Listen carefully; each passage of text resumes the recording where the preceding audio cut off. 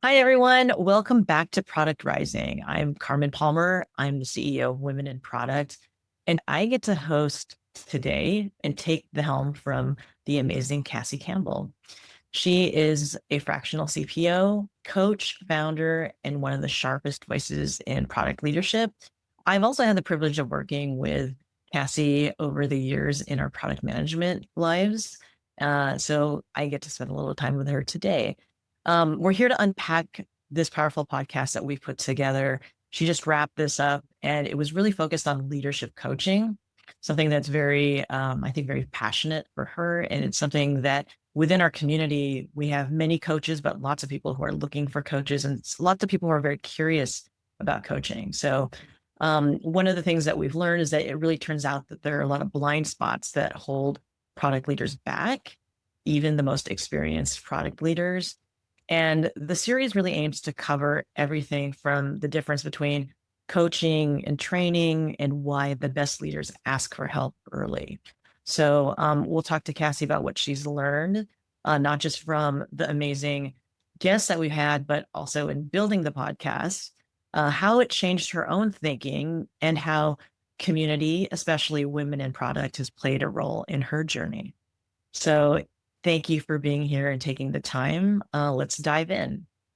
So, um, welcome. So Cassie, you talked to so many amazing folks. I would say it's a much of a dream lineup of folks in product. You got to talk to Marty Kagan, Teresa Torres, Phil Terry, Rob Snyder, and so many more folks. And you got to dig in and really explore four blind spots. So I really wanted to see what are the themes that stuck with you as you went through this amazing series. Thanks, Carmen. The goal for the series overall was demystifying product leadership coaching. By speaking with some of these top coaches, we felt it could really bring the practice of working with a coach to light. And, I personally feel that working with a coach should be as normal and almost as expected as it would be of like our elite and professional athletes. And it's not that way now. So each coach brought unique perspective, but there were a few themes that really came up repeatedly. And, a few of them would be the following, like first, customer discovery and outcome-oriented product management. While I think we see and hear and talk about that quite often, it's still really challenging for a lot of organizations. And it's surprising that just the fundamentals of focusing on customer voice, creating value for the customer, focusing on the customer's problems first versus the solutions, and really integrating that into an outcomes-based strategy versus an outputs-based strategy. That's still not happening a lot in tech today. And I think actually AI may exacerbate that problem because it's so much easier to build. So why not just build more things, right? So I think that was a really fascinating thing to come through, like how much coaching that people are doing is actually focused on building that skill and then figuring out how to percolate that also through an organization. The other theme that came through was really knowing the problem that you need to solve, right? I came in being like, coaching is great. We need to talk more about coaching, right? And then I kind of got hit over the head with training is really important too. That was a really big kind of theme that came through, right? Coaching is not a panacea. There's a lot of times where training and learning through other mechanisms is really a better solution. So really knowing the problem you're solving in terms of learning and development and growth is important. And then where coaching really did come in as being like the most effective tool was context. So assuming you have all of this training, you have kind of an academic knowledge that you've started to put into practice and, seeing how that works, then there's a concept of applying that within your organization. And each organization is going to be unique, right? Have its own challenges. Is it a early stage startup? Is it an enterprise company experiencing churn and innovator's dilemma? Is it a sales-led organization, or are you already in a product operating model and being product-led, right? So all of these contexts that's where it gets sticky and tricky, and having coaching can really help, especially at the leadership level, right? It's like maybe you have training at the staff level, and that's really helping everybody create like a cohesive product practice, but then you have coaching at that leadership level to help integrate that into the organization.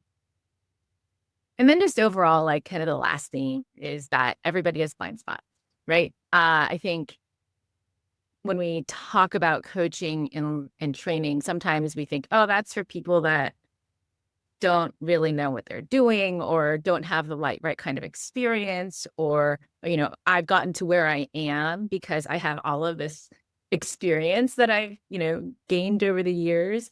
And that experience is absolutely valuable, right? And you actually have gotten to where you are based on that experience. But this idea that maybe there are blind spots that you have about opportunities to be a stronger leader, or be a stronger collaborator, or any of those things. Everybody has blind spots, right? Just this idea of that, I think, is really powerful because it takes away some of the stigma then of saying, okay, well, dang, I want somebody to like an athlete would have video, right? And I'm like, me, right? Like, well, there's no video of you, how you operated in that leadership team meeting on Monday. But if there were, there Yeah. may be some blind spots that you have about how you're interacting with others or presenting ideas. And I think, the best leaders are going to be the ones that are wishing that they had that video to then say, oh, I'm going to do that better next time. Yeah. And so I think it's really healthy and demonstrative of this idea of being ambitious, but also really thoughtful and humble and wanting to grow and having a learning mindset to really seek external perspective. Yeah, I almost think that that self-awareness component, and when you do have a coach, they actually help you to be more self-aware, to be able to be in that room and almost record it back. I would say, did in the discussions that you had with these different coaches who are feeding back to you what they're seeing and where these blind spots are, it's almost like as a person who's being coached, I might, or maybe is seeking a coach, how would they determine like which coach to pick? Because all of these themes are actually quite broad. Mhm. And where do you focus first? Did you talk about that in the series as well?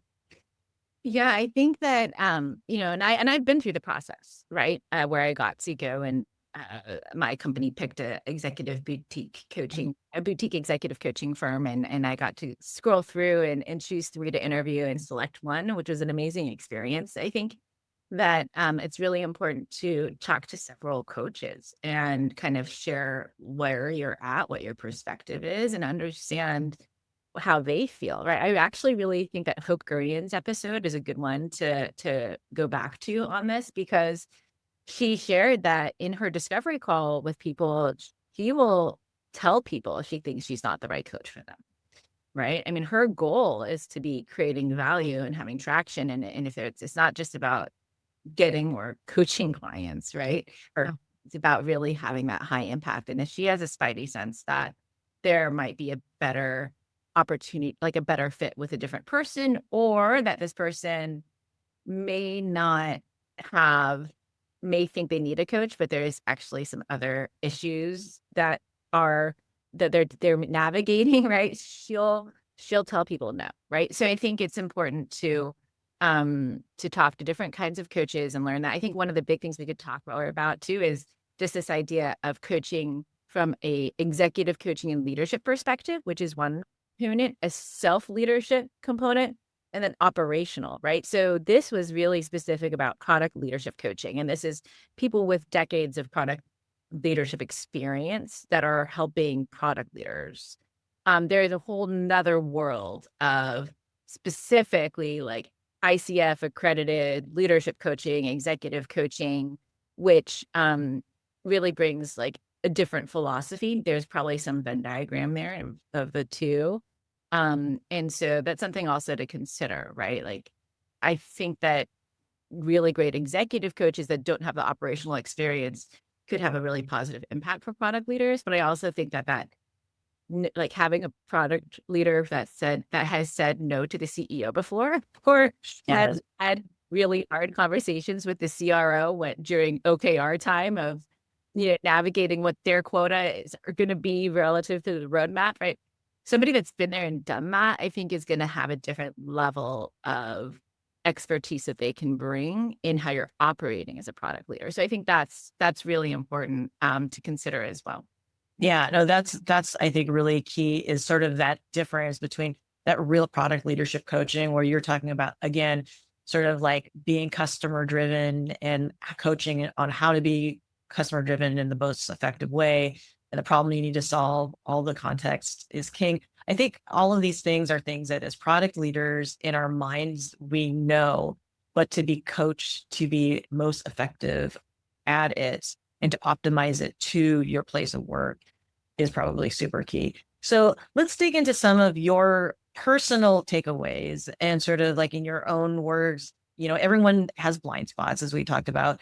And it takes effort to really see them. So how, like, maybe we can talk about for your own self, we talked a little bit about your experience in finding an executive coach, but for you in your own words, like what were some of the things that helped you to see your own blind spots? Oh, I have so many blind spots heard of years and the scar tissue and the learning from them.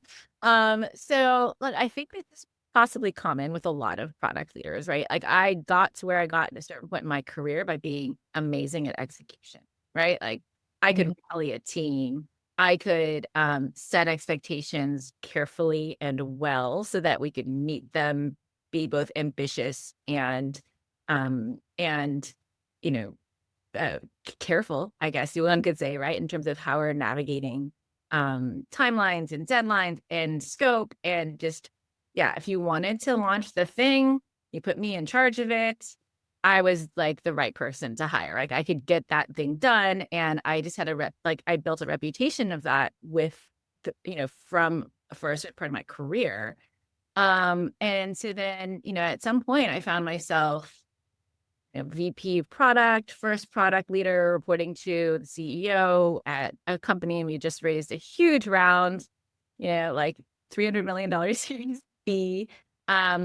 Wow. Like that's a whole nother level of, one person said it's like lighting the keg on fire. Like it just like full on explosion of growth. And, based on all my prior experience, like I hit that hard. I was like, let's do this. We're going to grow and execute against all these things, right? And what happens, of course, burnout, right? Like I hadn't really realized that I was burnt out, nor had I realized that my leadership as that leader was also enabling and creating burnout for my team, right? And so that was like a really big blind spot for me because also admittedly, like the CEO had joked, like, let's put cots in the office so people can pull on it's right. Like that was just Bags, cots. so fun. And it was a SoftBank backed, vision backed, like war chest, uh, high energy scale startup. So that was a really big one for me.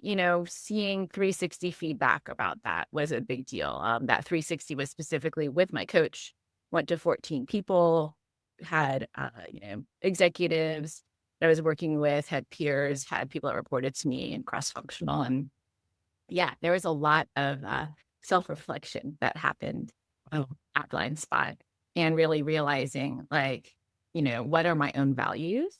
How do I want to operate? What's important to me? I have 2 young kids, right? And just saying, okay, like I want to be ambitious always. Like that's just a part of who I am and my spirit. But I also want to like marry that ambition with sustainability and pragmatism, right? Because that's, I think, ultimately, like the best recipe, at least for me. So I worked with my coach to like have a mantra that it's an honor to model the right kind of balance with my team. And like that was just a mindset shift because I had, really drink the Kool-Aid of like buying into this idea of no, you just go because that's what you do when you're in these crazy startups. And that was a big kind of shift for me that I learned was really valuable. The other one I would say is like just really be what got you here isn't going to get you there, right? So again, that focus on execution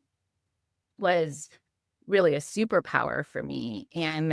But then like leaping from execution to strategy with a super highly opinionated Yeah. cross-functional leadership team that was amplified by this grow at all costs, like, top line growth energy that we can also have conversations around how that, that venture cycle, right, works or doesn't work. But yeah, like navigating from execution into really influencing strategy was a really big piece for me. Yeah, I think that that was a big blind spot. So I had to really set some goals that influenced for me decisions that I made about next opportunities that I took, right? And how I navigated some of those in my career. Yeah. I think that a common theme just from those last two things you said around, first of all, modeling that ideal behavior for your teams when you're an IC and or even like maybe even like a working manager, you and your brand is execution, your brand is getting it done. You really focus on that. And it's almost like there's a lead by example that that's a good way to drive teams. Like you roll up your sleeves, you get it done, and you get it there, but you got to do it like within the boundary that's sustainable. And I think that you won't necessarily know that boundary until you hit it. Yeah. I think that that's one of the things that's really tricky because we see that in community a lot, and we talk a lot about like burnout, sustainability. I think that that's super key for the community and folks in product leadership because it is very intense. And then I think the other piece on the what got you here isn't going to get you there. I feel like that's almost like quintessential like graduation of, hey, I got here, you have your brand, you know how to execute, you've built strategy. Now this is the next thing, and it's a whole nother skill set. And I think that hopefully through I think sharing what we're sharing here, people know that ahead of time and start to prep that ahead of time. At the same time, like earlier in your career when you're focused on those pieces, which is great, and you see that, sometimes you still have to like really cut your teeth on getting the work done. So you do really have to recognize when you need to jump into that new, or sort of jump into that different type of role.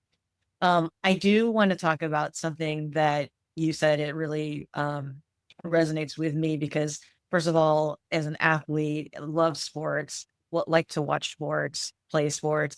You talked about Olympic athletes having coaches and trainers, and like that's such an image that comes to mind. Why do you think product leaders sort of resist coaching when we know that the top level athletes, they all have coaches. They don't just go do it on their own. So Yeah. tell me that. Yeah, I think one thing first off is and I've been talking with a lot of people in this coaching world and there's this kind of myth I think that exists. Like some people think of coaching as that thing that HR or people ops assigns to that executive that's kind of underperforming, right? And it's almost got this like pip kind of energy around it and if you're underperforming. So I just want to dispel that. Like, yeah, that might happen, but that's not the context that we're talking about here, right? We're talking about people that are highly performant. Yeah, maybe there's some opportunities to grow and improve, but this is not that context, right? So I just want to put that aside. And if that's the lens that historically you've seen coaching through, like there is another lens, right? Like let's just start with that. Um, the one of the big things I think is just general awareness, right? It's becoming more and more common, of course, for CEOs to have coaches. Executive coaching has been around for decades. Like, Harvard Business Review has all these studies around the efficacy. There's big companies that have come up, right, supporting executive and leadership coaching. But product leadership coaching in of itself, right, like doesn't necessarily have, I think, the same just general awareness. I do love, there's a great book called Trillion Dollar Coach. It's about a coach named Bill Campbell.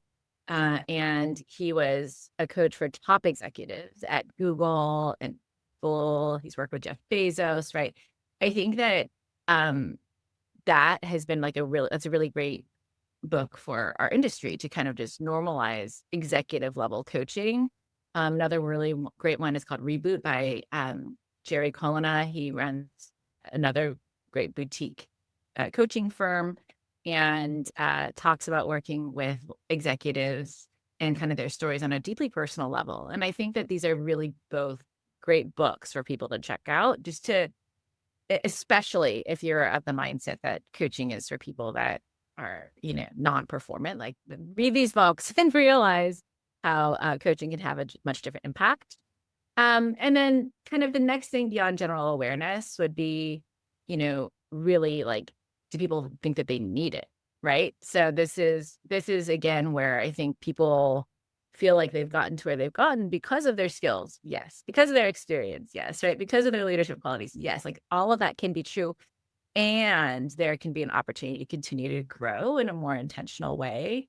I think that there's kind of like this funny paradox when I think about it. One is like the Dunning-Kruger effect, right? Where, like I have a cognitive bias about it, right? Like, oh, I've aced all my performance reviews and I've gotten raises and bonuses and equity grants. Like, I think I'm good. There's no really, and the other one would be just the opposite, right? Like if you have a lack of self-esteem or if you have imposter syndrome, like maybe you're just stuck because you think asking for a coach will like compound your deflated sense of self already or something, so I think just increase your self-awareness, think about those things, and hopefully just approach it with a growth mindset and say, okay, there could be a need here. And then, again, then the next thing would be really applicability to your context and such, right? So that's where like, okay, do I just need to read a book and do some journaling? Do I need to do training for my team? Or am I getting like my heart rate's going up before team meetings every week because I'm trying to advocate for something and having a hard time doing that? And I want to blame other people, but maybe it's something that I can do different too, right? Like reflecting on the applicability of coaching and the context, I think is also really, really helpful. And I don't know if people do that as much as they could. I think that analogy is really great. Like if anyone's ever done, group coaching for sports or had a coach, a lot of these things we know and we can execute them on your own. And people who can really train themselves, like I really admire people who can independently train themselves. But when you have that coach and you work with them on those things, first of all, they'll push you and you get better. And the other thing is that they'll put a mirror on you and really make yourself ask yourself, are you doing what you need to be doing what you should be doing? And they also bring that different perspective. So I love that analogy. Yeah, I'd love to just like my husband and I were just recently watching Stick. I don't know if you've seen that on Apple TV. It's with Owen. Okay, it's a fun series. Really great commentary on intergenerational dynamics. That's one component. But one thing that really just stuck with me is like watching. So the main character is Owen Wilson, and then I don't know the actor's name, but he's like a pro golfer, extremely talented, like talent. And so I saw, coaching moments right throughout this series. So I was asking ChatGPT more about like what kind of coaches do golf players have, right? Going back to like our Olympic conversation, right? Our Olympic athlete conversation. And it's like, oh, they can have a stroke coach, they can have a mindset coach, they can have a strength and conditioning coach, they can have a short game coach, they can have a putting coach, they can have a course management and like a strategy coach, right? It's like they can have a coach that's reporting them in video and breaking down their mechanic, the biomechanics. Like there's so much coaching for these athletes, right? And if they're going to perform at the top of their game, right? Like doing those things is important. And dang, like we don't have that, of course, in like our corporate America context. But if you could have a coach that is actually Coco Brown talked about this a little bit in our podcast. She talked, I forget the exact term that she used, but she talked about like she used amazing public speaking and spoken in front of huge audience. She's amazing. Yet one time she decided to hire a coach because there was a very unique context of CEOs that she was going to be speaking with was kind of like a very unique situation. And she wanted to make sure that she was coaching and preparing for how she was going to have her, presence in that context. So she hired a coach specifically for that. And I think that that's something where it's like just such a mindset shift of, oh, I need a coach because I'm not good at something versus, oh, I'm good at something and I need to make sure I am performing at the top of my game. So I'm going to get this kind of a coach, right? I really appreciated that story from her.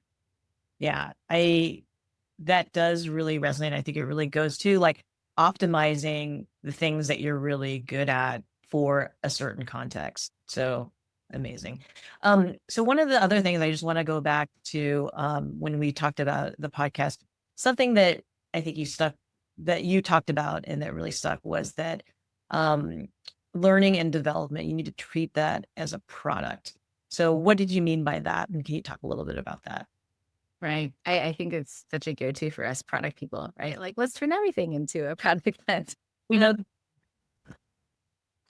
So by that, and this is, I think, this is really great from Teresa Torres, Hope Korean as well. It's really like understand the problem that you're trying to solve, right? So is the problem that you have product people coming to all of this with different contexts and operating styles, and that's creating friction just because people are using different language, right? Mhm. Is the problem that you are shifting from a sales-led strategy to but facing a lot of churn, so you're curious about testing out the product operating model and you need to shift into that, right? Like there's different, just being cognizant of the problems to solve within your context is really important as a starting point. And then you do you do the opportunity solution piece. You have like the opportunity, right? And then Yeah. what are the different solutions that you could explore and make sure you're casting a wide net? How might self-learning or Maven courses or like coaching with Silicon Valley Product Group, right? Or with product rebels like Vidya and Heather do a lot of coaching with large Fortune 500 companies, right? Around team coaching for creating a common product practice, right? So like there's lots of solutions. Coaching, of course, like we discussed, is not the panacea for all those things. You might need to have different components of training and then figuring out, okay, where are the other opportunities and what's the right solutions to explore for them. I see. Yeah, so because there are so many different ways, I think, to train and learn and develop, and sometimes I don't think they're seen um, all put together. But I think that the examples of like if you do talk to a coach and they do say, "What are all the things what are you actually trying to solve for?" That there are all of those different pieces we talked about. Mhm. I think like I want to pivot a little bit to your personal coaching practice and sort of what you've seen across your folks. What's like one of the key blind spots that you see when working with product leaders? Yeah, I think a big one is and this is when specifically remembering a walk with a chief people officer I worked with where we talked about this. Um, uh, a common blind spot is like knowing what team you're on. And so what I mean by that is that as product leaders, we've been on the product team or the product development team, sometimes on, like a combined cross-functional engineering design product team, right? You're on the product team, whatever that is. And when you reach then a certain level of leadership and you're, perhaps reporting into the CEO, you're actually on the leadership team, right? Mhm. It's a very different context, right? And again, just another emphasis on what got you here won't get you there. Um, and it's really comfortable to be like, no, I'm on the product team. Like, I'm just going to be over here, rock Yeah, product, and, it's going to be great. Right. And like, there needs to be that comfort, get comfortable being uncomfortable. Right. And like, no, you're on the leadership team, and that's a whole different ball of wax. Right. And so I think that's like a moment for people. Of course, when you're on the product team, you're often presenting at the executive level and trying to create influence there. But once you're in that top tier, knowing that you're on the leadership team and that yeah, you spend one-on-ones with your direct reports. Well, you should be setting those one-on-ones or more, developing and cultivating relationships and dialogues with the CFO, the CRO, right? Like the CEO all across that leadership team. That was a big blind spot that I had at one point in my career. And then I very intentionally in my next role was like, I had those one-on-ones on my calendar before I had one-on-ones with my directs. Like I knew that that was a major gap in how I had tackled some things and was a big growth moment for me. And I see that with a lot of product people. Yeah. I think that from that perspective, when you're talking with your peers and your leadership, when you're at that leadership level, you are a steward of the business. Yes, you have all of the product chops, you know how to build, you know how to build the strategy, but you have to look across the aisle and consider the other functions and how they all roll up and be that steward of the business. So I think that's a really critical one. Were there any other areas that you would mention in terms of blind spots that you've seen in coaching as you've been coaching? Yeah, I think the other big one is that a lot of product leaders, like we just spend a lot of time thinking about our product practice, right? And like that's how the sausage is made, right? Featuring it by being really thoughtful and mindful about, okay, how do I operate as a really great product leader? And then this kind of ties back to like the other one, which is that, once you get to that L team level, they kind of don't care how the sausage is made at all. Yeah. Like, and even talking about it, right? There's this, I've been talking with some other coaches too about this idea of like, I love the book Transformed by Marty Hagan, and I've used that book in some of my engagements, and it's interesting because he says in that book, like, you really need to have the CEO buy into this concept of shifting to the product operating model. And I love that. I think that that's a great idea. Whether that is practically applicable across every organization and enterprise is a whole nother question, right? There's probably plenty of CEOs out there that are not going to be like, yeah, we should become product led, shift to the product operating model. Yeah. Like they just really don't care how that sausage is made. They just want to see the outcomes and the financial impact, right? So I think that I don't want to be reductive about it and like speaking the language of finance, which is of course important, and we've heard 100 times. I'm trying to like communicate something a little bit more abstracted from that. Like you can't enter into those conversations talking about the product operating model or Yeah. how we're going to make the sausage. There needs to be nuance in how you create influence in that context. Of course, speaking financial outcomes is important. But also knowing, for example, right, here's one example, like in speaking with a CRO where there's been a lot of sales-led strategy, um, you know, what's important to them, right? Oh, we're going to make a product that almost sells itself. We're going to help you by driving sales volume through having increased product market fit, or, like our goal is to, enable sellers to hit their quotas. And we're doing that through X, Y, and Z. Right. But just that's a very different thing than we need to shift from being sales led to product. Okay. Right. It is so true. I think that it's a blind spot, I think, because if you're in product, you really love it. And we operate with frameworks and approaches and the data and analytics that we look at, but many people don't really care about that part. They care about the outcome and what matters to them in the language that they understand and that resonates with them. And I think that that's like a really core skill that is that I'm not surprised that that's one of the areas that you see. So amazing. Okay. I do want to go a little bit behind the scenes. Remember when we first said, okay, we're going to do another podcast series. What are we going to do it on? And you were really passionate about wanting to build this series. So I wanted to get behind the scenes and understand what made you want to build the series in the first place. Um, Honestly, I think that just reflecting on my own experience, right? Product leadership can be difficult, of course, and a little isolating. And um, the first time that I had a coach, I just found it so centering and helpful.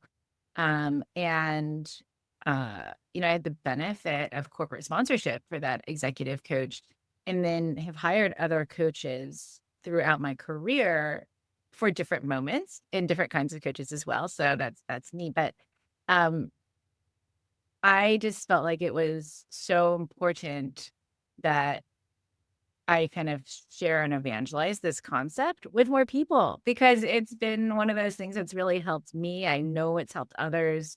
And it can be so fulfilling, and centering for women and men alike. And, but especially, if I was thinking about the women in product community, and I felt like helping them on their journeys, this would be a really great tool in their toolkit.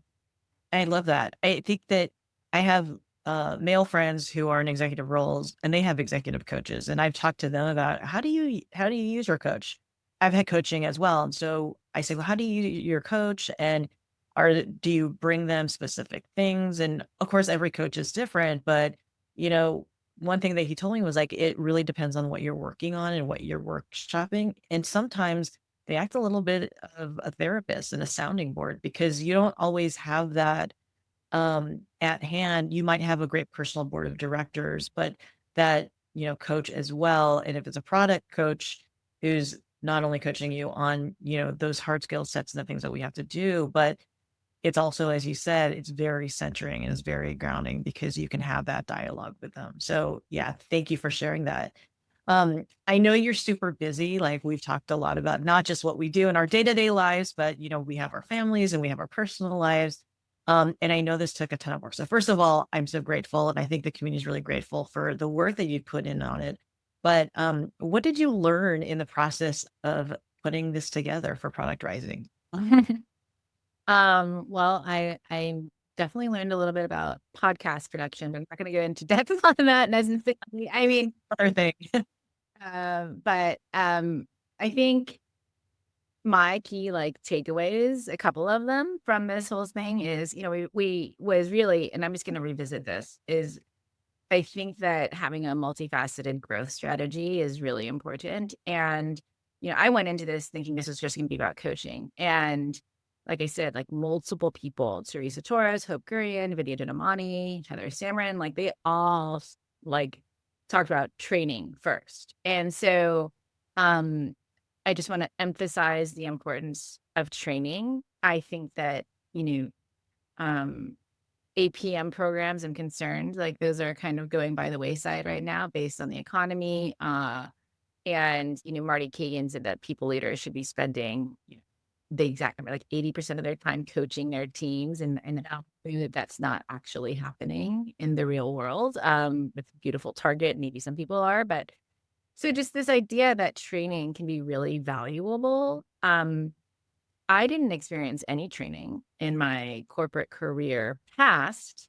Now, of course, management consulting, I had, you're mandated to have like 120 hours, I think, or something of training a year. So I had tons of training in my management consulting days. And then my first gig in product marketing, which is where you and I met 20 years ago at Overture when they just got by Yahoo Search Marketing, all the product marketers and product managers are put through pragmatic marketing courses. And that was hugely foundational, right?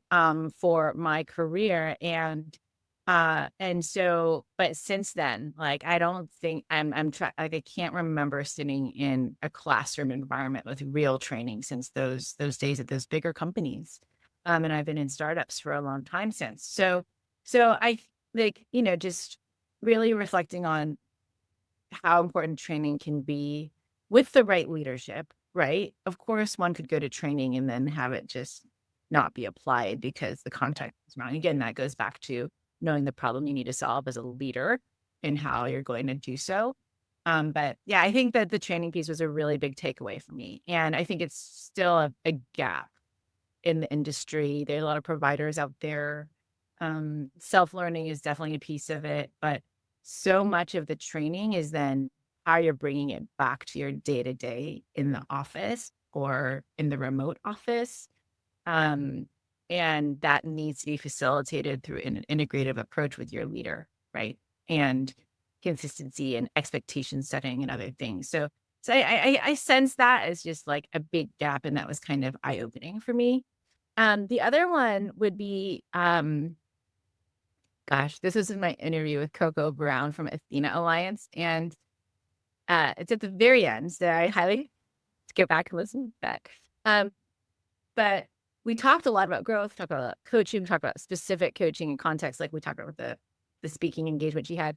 But you know, one of the pieces of advice that she shared was that sometimes it's okay to identify a person as being the problem. That was, I mean, it's a heavy and meaty statement. I don't know if I'm saying it exactly in her words, but just this idea, like, and if everybody can think probably back into their career of a person who was a bit challenged to work with and a stick in the mud, and I think maybe especially as women, we're kind of can blame ourselves, or we can, sometimes we have that kind of pleasing intention. And so there's just this idea that we take it on ourselves to figure out how to unlock that relationship.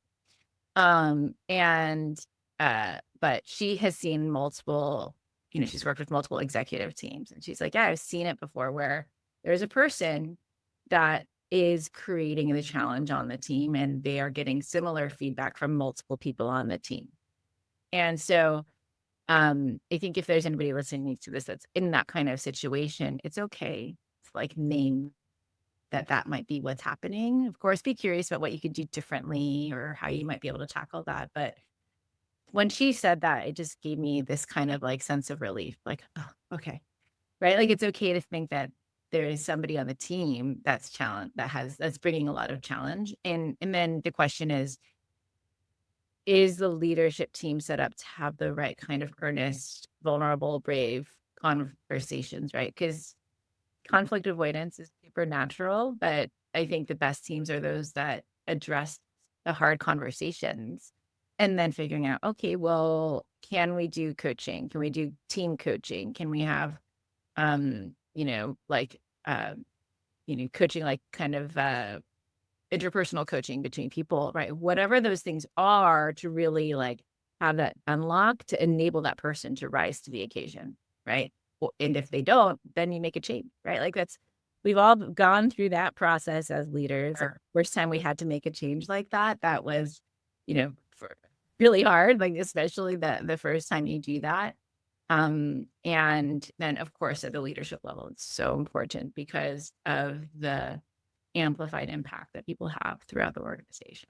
Yeah, I think that speaks really a lot to the culture of the place where you're working, because when you are in a culture that wants to unblock those things, and you can bring in coaching, or you can bring in some ways to, maybe different ways of reporting and communicating, that's really great. In other situations, it's almost like I have been in situations where it's like, well, just go talk to that person. Mhm. You can do that on your own, and a lot of times that's a lot to take on. So I think that conflict avoidance and having that awareness of it and saying that it's okay that it's there and naming it, I think is key. And then how you operate from there, I think there's a way to do it, but you'll have to see how that works within your culture. Yeah. I mean, and like if you have your one-on-one coach, that's so helpful, right? Because that one-on-one coach can do things like help you feel like you're not crazy, which it's like, Or not. "Ah, that's the thing that's happening right now, right? But they can also help you see your blind spots, right? They can play the devil's advocate and help you see things that maybe you wouldn't normally see that can increase your empathy, right? Maybe there is a way. And then the other thing is like they can do 360s, right? Like a lot of coaches do that or understand personalities, right? Like I'm a DI in DISC, and like, okay, if I have a dominant decision-making style and somebody else is more consensus driven, like, oh, okay, there could be a chemistry challenge that we could just figure out how to unlock, right? So coaches can really help with a lot of those things. And I think that's like, I think that am I crazy or not part is Yeah. Yes, you can whirl a lot on that, and that's a waste of time. and once that you get over that hurdle, then you're like, okay, great. Now how do we tackle this? Right. Yeah, for sure. Are there any other favorite moments that didn't make it into the episodes that you'd like to share? One was, I mean, I just really love talking with Bosky Mukherjee. Yes. And so supportive of women, right? And I do believe that there is a unique experience that women have in our industry. Um, and so, I think one of the things that she and I talked about before we hit record, but we didn't really tackle it in depth, was the challenge of like what's going on with APM programs. Mm. Right, early career development. I heard that another podcast recently, that was with Rich Murnov as the guest, and it's there's this question of like how are early career PMs going to learn the craft of product management? And we're seeing teams reduce the number of PMs. Like, I was talking with the founder yesterday, and he literally said, the board, he's Series A, he's really like, the board is, and they don't have a huge team. It's very modest. And he's like, the board is pressuring me to figure out how to integrate AI into this so that we don't have to be hiring as much, et cetera, et cetera. Um, and so there's a lot of pressure there, which means there's fewer and fewer like apprentices, so to speak, right? And so yeah, it's really interesting, right? Like there's a pendulum swing of like we were ZERP era doing all the hiring and like grow, and now it's like swinging over here of Chat GPT as your product person, and Andrew Ng and Claire Vo and other people being like death of product management, not really, but kind of, like, it's just like this fascinating pendulum swing happening. And while I do think there are promises that are probably fair around um, leverage and execution and efficiency that will be gained from AI products, I think that the pendulum is probably going to swing too far. And then when it comes back to this area where we realize it's not just about building faster, it's about, like building strategically. And you need somebody that's kind of helping create that connective tissue and that strategy throughout the organization and et cetera, that we're going to have a shortage of especially early stage, right? I know that there's a surplus now of supply in terms of product managers on the market relative to the number of jobs available, et cetera. But like, it's really unfortunate that we have the early career gaps right now in terms of the opportunities for them. So hopefully people are getting into other areas, whether it be engineering or design or project management and things where they can, or even customer success, right? Like I think it's really great when we see some people shift into product management from a customer lens, but I'm not sure like that's Yeah. a big kind of question mark in my mind. One other thing that we didn't go super deep on in the podcast was AI, right? Like we talked about it on a number of the podcasts. I think it could deserve its own series, right? In terms of how are we becoming better builders with AI, like in terms of incorporating AI into our practice of building, of course. And then separately, how are we creating better solutions by integrating AI technology into them? Right. Those are like kind of the two lenses that I see it. And, we're talking with Vidya Dhanawani about this, and they're like, yeah, expect to see lots of faster horses. Right. So that's like the classic strategy question of if Henry Ford had asked people what they wanted, they might have said faster horses. And he instead invented, well, the car, like obviously the reductive, but that's the analogy, right? And so like, are we going to start seeing tons of faster horses? Like, where is real innovation going to be happening? And like this whole concept of AI making it easier to build for a number of us product people, I think we're like, feels like a fast track or a shortcut to the build trap, right? Like the Melissa Perry, just like, oh, just build those features. Oh, like as an executive team, we've always had angst about the velocity of things that our engineering teams can build. Now they can just build whatever we want, right? Like that whole concept is like, great. So maybe we'll just have lots of software agencies that are pumping out outputs, but less focused on the outcomes from them. And so I think that's like one of the dangers of integrating AI into all of this. And so hopefully we can be using AI more thoughtfully, right? Like I feel like it's another pendulum swing. And again, to that middle point of like appreciating velocity and ambition and like all of those things, but holding on to valuing like taste and discernment and editing and like the strategy being, you know, what you're saying no to that you really care about, but you really need to say no to because you need to create focus for your organization, right? And that's like the piece that I fear is getting just overlooked in the fervor around all the AI stuff right now. No, I agree with you. And as you say that, it also almost makes me think about, the core principles of jobs to be done, because nobody really, for many products, nobody really asked for that.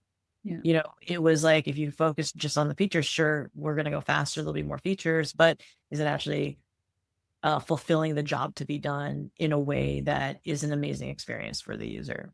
Um, so let me jump a little bit about, I want to talk about your day to day. So yes, you have done this amazing podcast and you have so many insights. I'd like to talk to you about your work as a coach and a fractional CPO. So if we were to sum your day, what does that look like?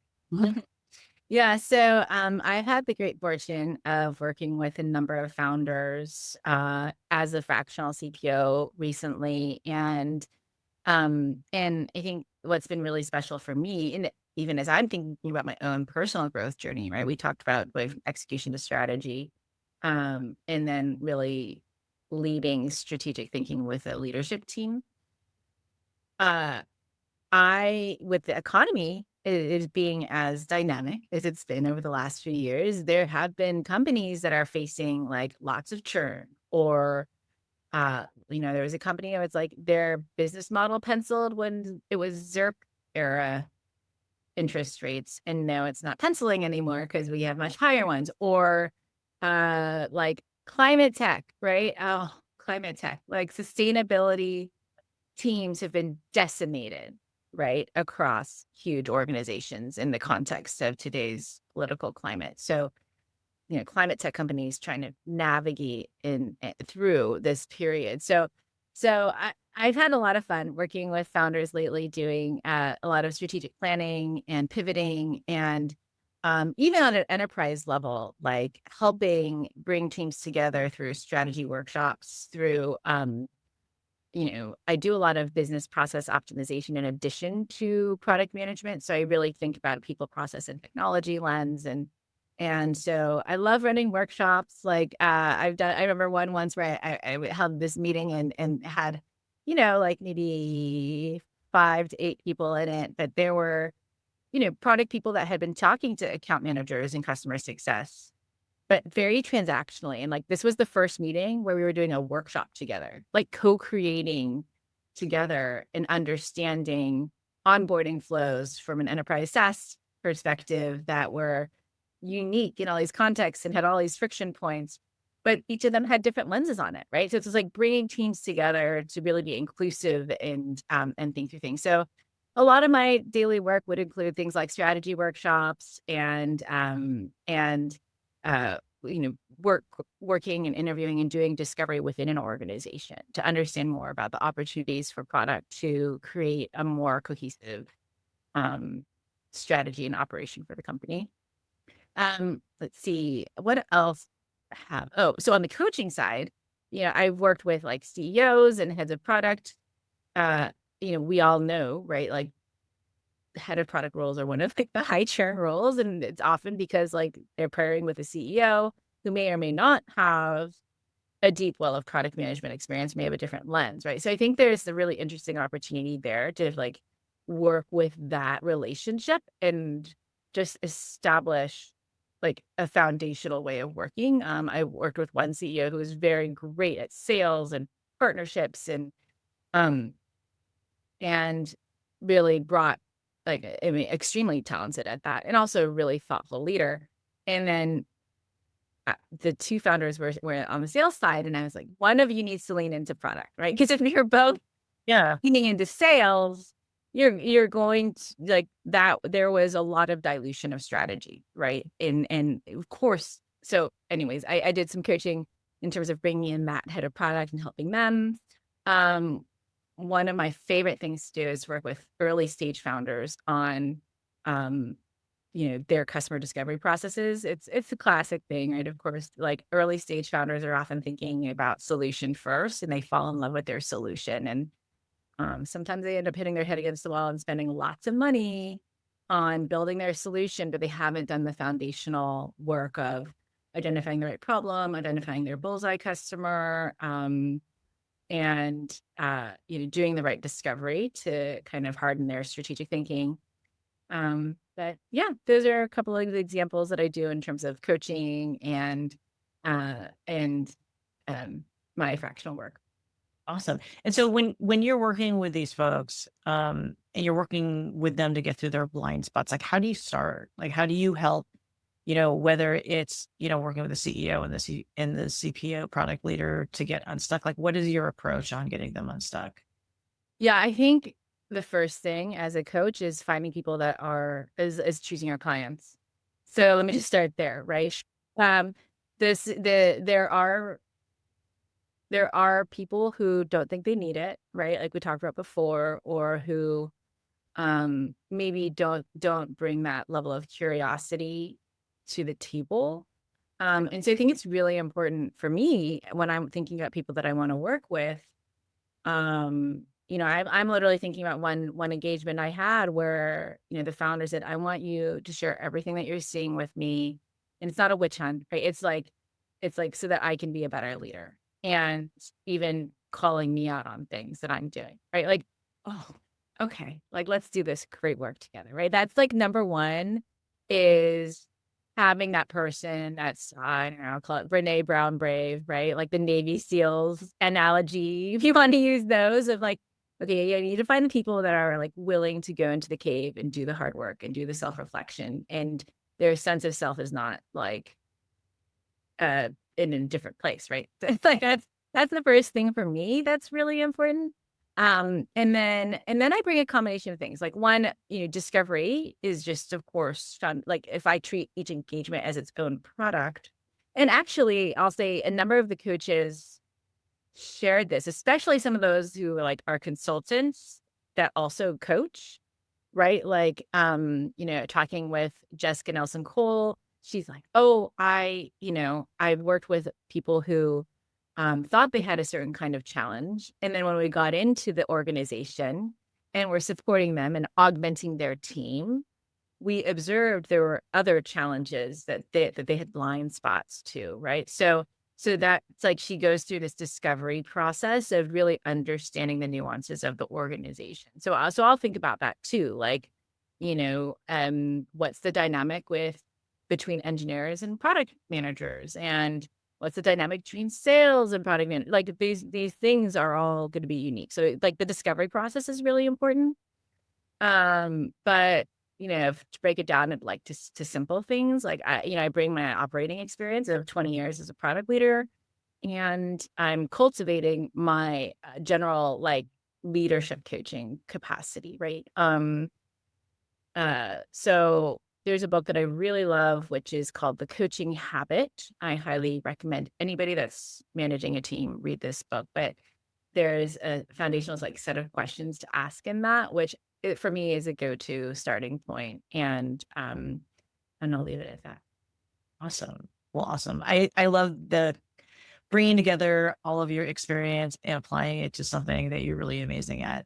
I'd like to pivot into sort of just the power of community and you and women in product. You've been an active member, volunteer, participant. You've been a speaker, a coach, and just a leader within the organization. I just wanted to walk through like how has the women in product community really supported your growth in what you do today? Yeah, I think that, and I'm reflecting back, my very first talk was in 2019. And that was at the conferences in San Francisco, big stage. I think, gosh, who's the designer that was the keynote speaker for Oh, Diane on person birth. on Firstenberg? I had a DVF dress that I did not end up wearing on stage, but I brought it with me on that trip. And it was so fun. Um, that was like one of my first speaking opportunities that I had. And And for me, I think um, when I started doing more speaking was really when I started being able to reflect more on my own experiences and own them and feel like I'm standing on top of them in a way that was different than when I hadn't been speaking or being more public about it.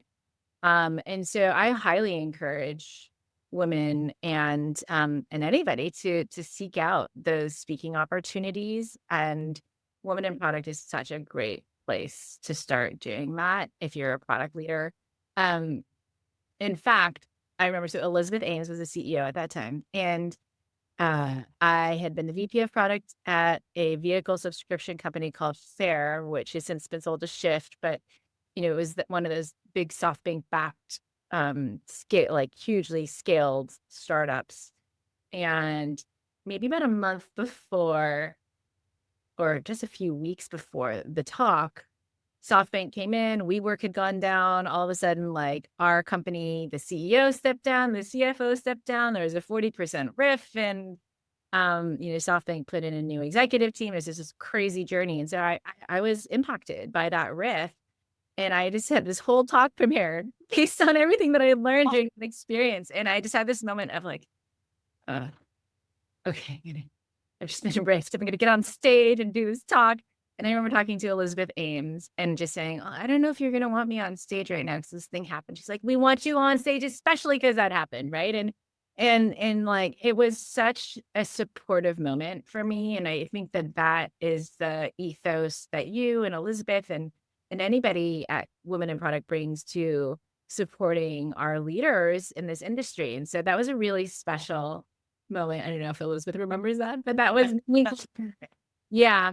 And then since then, just like I've been on content committees, I've been on panels. I've done panels where women reached out to me on LinkedIn afterwards. And like I literally am thinking of someone I've had, monthly calls with her ever since she reached out to me after a panel, and just like, peer coaching and counseling and friendship emerged so I think that it's really, really great if especially if you feel like a little isolated, and um, community is just absolutely a major sell on that. Um, and then just leaning into like what Phil Terry said, right? They said that your superpower is asking for help. And I actually had found a TED video of them saying that maybe 10 years ago or 15 years ago on a TED, like a local TED talk.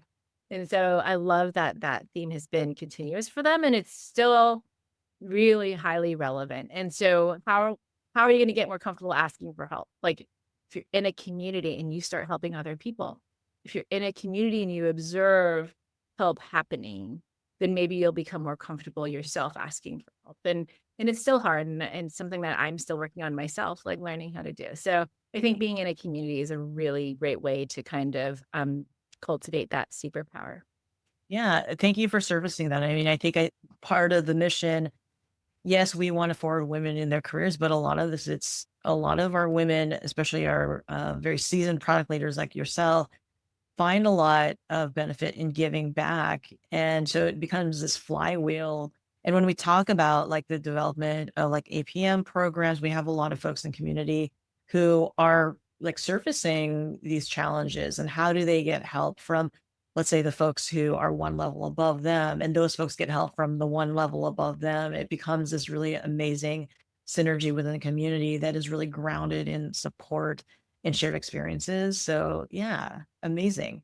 Well, this has been such a great, I don't know, it's been an hour, how much we've been talking, but so many things to double click on. And I think there's a lot of really great nuggets. I mean, probably too many because of the discussions that you'd have over the podcast series. But I wanted to ask if you're feeling unstuck, you feel like you're doing all the right things, and things are not clicking, what's the one small shift that you would recommend for folks listening?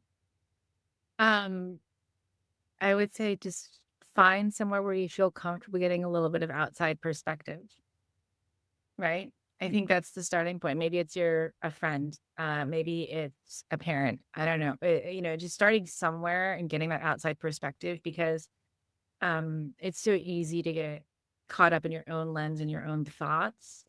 Gosh, I remember once talking to a friend of mine, and I was kind of in a down period, and she kind of just mirrored these things that she saw in me, and they were things that I didn't see in myself at Mhm. all. I get it. It just took. I was like, oh, that kind of just opened another lens of curiosity, and so I think the starting point is just like, it can be scary, right? But I think outside perspective is so powerful. Again, we talked about blind spots, et cetera, but just that's the baby step.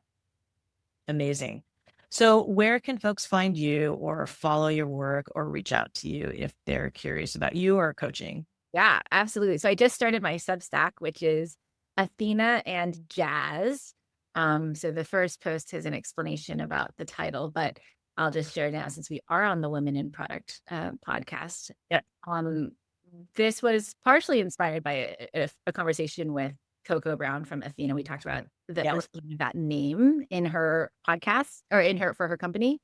And I just I love Greek mythology, so I went down this pathway of that and thinking about it. But um, I remember a role I had where there was a focus on wartime development, like wartime development, and it's always like it's got this energy about it that it was very intense, and I leaned into the wartime development, and then all of a sudden it was like, oh well, now war is the wrong word, and we had peace rooms. I'm like, well, that doesn't. Like I'm like high energy and I want to get stuff done, right? So Athena in my mind is like reclaiming our power in war, right? There is Ares who's the god of war, and then Athena is the goddess of war and strategy and wisdom.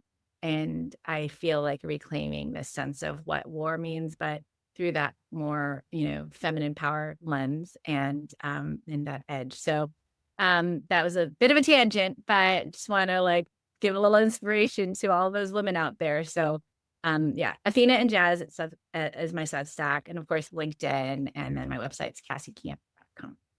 I love that. I love that story. Well, Cassie, thank you so much for being here and everything that you've done and everything you do. And thank you all for listening. And if this conversation has sparked something in you, please share it, tag us, and most of all, let's keep growing and let's do it together. See you next time. Thank you, Carmen. Thank you. This podcast is an original production of Women in Product. Follow us on Apple Podcasts, Spotify, or the Women in Product YouTube channel. Leave us a review so that others can discover us, or share this episode with someone you know. Original music provided by Jimmy Hahn. Thanks for joining us.